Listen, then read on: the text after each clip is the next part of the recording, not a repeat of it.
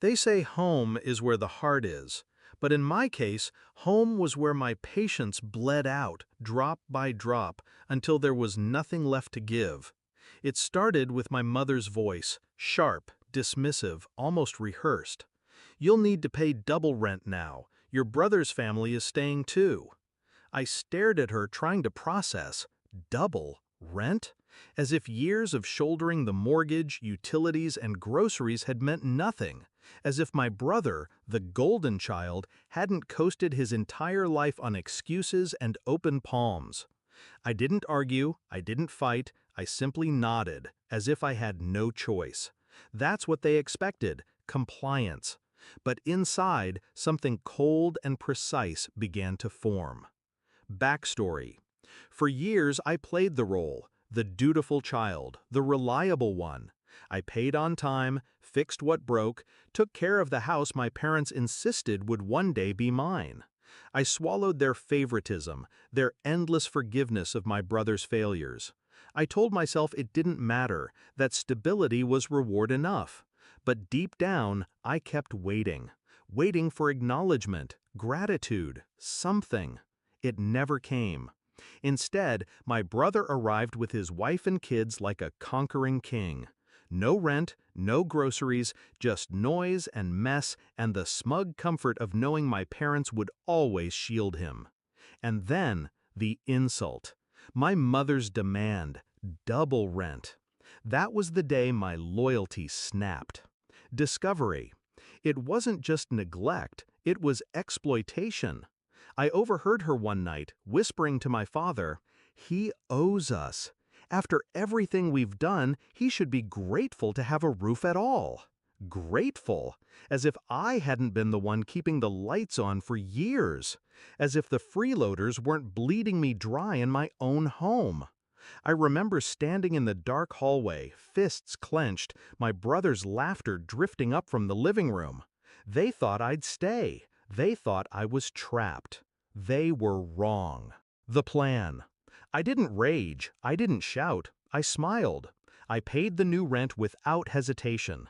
Let them believe they'd won. Meanwhile, I started planning my escape. Step 1, I found a new place. Quiet, affordable, mine. No strings attached.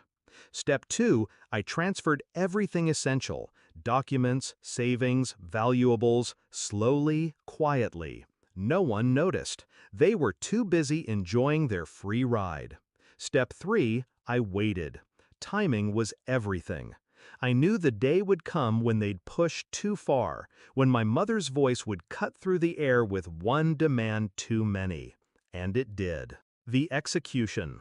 Your brother's kids need more space. Maybe you could move your things out of the master bedroom for them. Her tone was casual, as if asking me to pass the salt. That was my moment. I smiled, serene, and said, "Of course."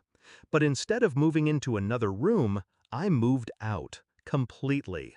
I left behind nothing but bare walls and silence. No warning, no note, just absence. And then, when my mother called, frantic, confused, demanding to know where I was, I finally spoke. "I've found my own place," I said, voice calm, almost tender. "Enjoy the slackers. The house is all yours now." The pause on the other end was delicious, panic creeping in. The realization that their safety net had vanished. The climax. They showed up at my new apartment days later, faces tight with forced smiles, excuses spilling from their mouths. It was just temporary. We didn't mean, "You're overreacting. Family helps family. We thought you understood." I let them talk, let them dig. Then I said the words that cut deeper than any scream. No. I understood perfectly. You used me. And now you can deal with the consequences. My brother's face hardened, my mother's eyes filled with tears. But there was nothing left to bargain with. The bills, the rent, the upkeep, it was theirs now. And me? I was free. Resolution. Sometimes revenge isn't loud. Sometimes it's not fire and fury. Sometimes the sweetest revenge is silence. Absence, the void you leave when you finally stop carrying the weight that was never yours to bear. I see it now with clarity. I wasn't their child. I was their crutch. And the day I stepped away, they collapsed under the very dependence they mocked me for resisting. Do I regret it? Not for a second. I built a new life with walls no one else can claim, with air that doesn't choke of obligation.